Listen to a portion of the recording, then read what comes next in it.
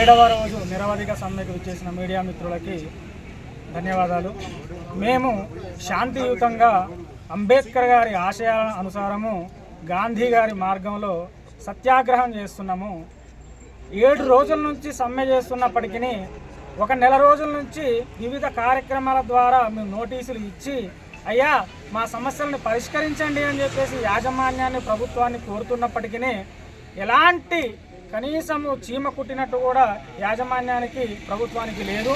పైపెచ్చు మొన్న జెన్కోలో 1560 మందికి టర్మినేషన్ నోటీస్ ఇస్తామని చెప్పేసి వార్నింగ్ నోటీసులు ఇవ్వడం జరిగింది.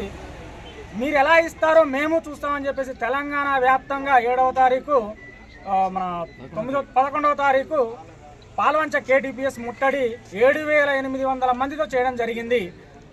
అట్లాగే ఈరోజు SPDCLలో కూడా మా CMD గారు రేపు ఉదయం 11 గంటల వరకు రీజాయిన్ అవ్వండి, రీజాయిన్ కాని వారిని టర్మినేట్ చేస్తామని చెప్పేసి మాకు కూడా వార్నింగ్ నోటీస్ ఇవ్వడం జరిగింది.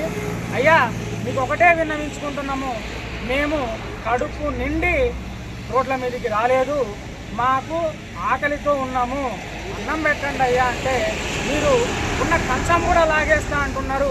ఇది ఎంతవరకు న్యాయము ఒకసారి యాజమాన్యం గుర్తుంచుకోవాలి. మీరు ఎన్ని భయభ్రాంతులకు గురి చేసినా ఎలాంటి చర్యలు మా పైన తీసుకున్నా మేము తగ్గేది లేదు. ఈ నిరవధిక సమ్మె నిరాటంకంగా జరుగుతుంది. మా జేఏసీ రాష్ట్ర నాయకత్వ ఆదేశానుసారం ఖచ్చితంగా మేము సమ్మెలను కూర్చుంటాము. మా నిరసన కార్యక్రమాలు దఫాలుగా మార్పు చెందుతూ చేసుకుంటామని చెప్పేసి ఈ విధంగా తెలియజేసుకుంటున్నాను.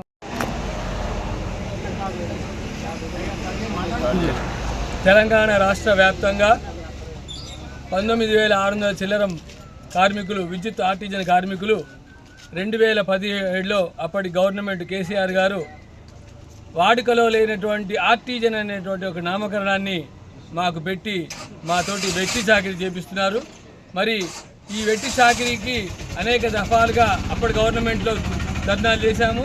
ఇప్పుడున్నటువంటి గవర్నమెంట్లో ఇప్పుడున్నటువంటి విద్యుత్ శాఖ మంత్రి బట్టి విక్రమార్క గారు గవర్నమెంటు రాకముందు ఈ యొక్క ఎలక్షన్ మూమెంట్లో పాదయాత్రలో భాగంగా వచ్చినప్పుడు మీ యొక్క ఆర్టిజన్ సమస్యలన్నీ కూడా నా దృష్టికి వచ్చినాయి, మేము రాగానే మిమ్మల్ని రెగ్యులర్ చేస్తామని చెప్పడం జరిగింది. కానీ మొన్న పోయి అడిగితే అసలు ఆర్టిజన్ అనేటువంటి వాడు ఎవరు అని చెప్పేసి అనటం మాకే చాలా బాధ వేసింది.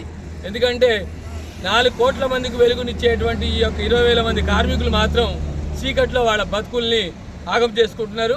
మరి అనేక 23,000 మంది ఉంటే దాదాపు ఒక 4,000 మంది చనిపోవడం జరిగింది. ఇంకా కొంతమంది ఏఎల్ఎంగా ప్రమోషన్లు రావడం జరిగింది. అయినా కానీ గవర్నమెంట్ దృష్టికి మా సమస్యలను అనేక విధాలుగా NPTCలో కానీ SPDCలో కానీ మరి అదేవిధంగా ధర్నా కార్యక్రమాల్లో అదేవిధంగా వంటవార్పు జిల్లా సర్కిల్ ఆఫీసుల్లో వంటవార్పు కార్యక్రమాలు పెట్టుకొని ఈ నెల 8వ తారీఖు నుంచి ఈరోజు 7వ రోజుకి చేరుకున్నా కానీ అటు యాజమాన్యం కానీ ఇటు గవర్నమెంట్ కానీ మా యొక్క డిమాండ్లను ఏవి కూడా నెరవేర్చట్లేదు. ముఖ్యమైనటువంటి డిమాండ్లు ఏంటంటే APSC బిల్లులు రావాలి, అదేవిధంగా విద్యార్హతను బట్టి కన్వర్షన్ చేయాలి, మిగిలినటువంటి వాళ్ళని ఆర్టిజన్గా గుర్తించాలి, పీస్ రేట్ వాళ్ళకి అన్యాయం జరగకుండా న్యాయమైనటువంటి కోరికలు జరగాలి.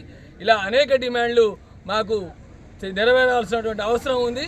ఎందుకంటే సూర్యుడు 12 గంటలు మాత్రమే వెలుతురుని ఇస్తే ఈ 20,000 మంది కార్మికులు 24 గంటలు కూడా వెలుతురుని ఇస్తున్నారు. కాబట్టి ఖచ్చితంగా మా డిమాండ్లు నెరవేరేంత వరకు మా రాష్ట్ర కార్యవర్గం చెప్పేంత వరకు అవసరమైతే మేము ఆమరణ నిరాహార దీక్ష కూడా మా ఆర్టిజన్ కార్మికులు రాష్ట్ర వ్యాప్తంగా సిద్ధంగా ఉన్నారని ఈ మీడియా ముఖంగా మీకు అందరికీ తెలియజేస్తున్నారు. రాష్ట్ర వ్యాప్తంగా తెలంగాణ విద్యుత్ సంస్థలో ఉన్నటువంటి 19,000 మంది కార్మికులు 7వ రోజు తమ హక్కుల సాధనకై 7వ రోజు సమ్మె కొనసాగిస్తున్నాం. మా హక్కులు సాధించే వరకు వెనకడిగేది లేదని రాష్ట్ర వ్యాప్తంగా ఒకటే నినాదంతో మేమందరం పోరాటం చేస్తున్నాం.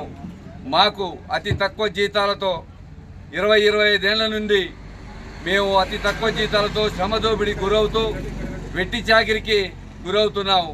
మాకు గత ప్రభుత్వం కేసీఆర్ గారు 2017లో మాకు మాయా పేరు పెట్టి ఆర్టిజన్ అనే పదం పెట్టి నలుగురు చేయాల్సిన పనిని ముగ్గురితోటి 2తోటి శ్రమదోపిడి చేస్తున్నారు. కొత్త సబ్స్టేషన్లు ఓపెన్ అవుతున్నాయి, అల్లా ఖాళీలు ఫిలప్ చేయట్లేరు, రిటైర్మెంట్ వాళ్ళతో చేయించుకుంటూ ఇవాళ మా యొక్క శ్రమను దోపిడీకి గురి చేస్తున్నారు. మరి అలాగే ఇవాళ ఉన్నటువంటి నిత్యావసర వస్తువుల ధరలతోటి పెరుగుతున్న ధరల ఆకాశాన్ని అంటుతున్న తరుణంలో మా యొక్క కుటుంబాలను పోషించుకోవడం చాలా ఇబ్బందిగా ఉంది. మా యొక్క పిల్లలకు మంచి విద్యను అందించాలన్నా కూడా చాలా ఇబ్బందిగా ఉంది. మాకు అతి తక్కువ వేతనాలు ఇస్తున్నారు, సమాన పనికి సమాన వేతనం ఇవ్వట్లేరు. మా యొక్క విద్యుత్ శాఖలో మమ్మల్ని ద్వితీయ శ్రేణి పౌరులుగా చూస్తున్నారు తప్ప మమ్మల్ని ఉద్యోగులుగా సమానంగా గుర్తిస్తలేరు. కావున మేము ఇటువంటి పోరాటాలు ఇప్పుడు గత 10-15 ఏళ్ల సంధి చేస్తూనే ఉన్నాం. అయినా నేటికి మాకు న్యాయం జరగట్లేదు. కాబట్టి అసలు మాకు ఈ జీవితం ఇక 10-15 ఏళ్ల సర్వీస్ ఉంది కాబట్టి కొంతమందికి దాదాపు అటు ఇటు 50 ఏళ్ల వయసు వచ్చింది. ఇక మాకు ఇదే ఆఖరి పోరాటం. సావో రేవో తెలుసుకోవాల్సిన తరుణం ఆసన్నమైందని మేము రాష్ట్ర వ్యాప్తంగా మాకు హక్కులు న్యాయం జరిగే వరకు ఈ పోరాటాన్ని కొనసాగిస్తామని మేము ఈ సభాముఖంగా తెలియజేస్తూ మా యొక్క హక్కులను పూర్తిగా మా యొక్క సమస్యలను మీ యొక్క మీడియా ద్వారా మా హక్కులు సాధించే వరకు మేము వెనకడుగేసేది లేదు. ఎటువంటి భయభ్రాంతులకు గురి చేసినా కూడా మేము వెనకడుగేసేది లేదని మేము ముక్త ఖండంతో ఖండిస్తూ ఈ యొక్క పోరాటాన్ని కొనసాగిస్తున్నాం.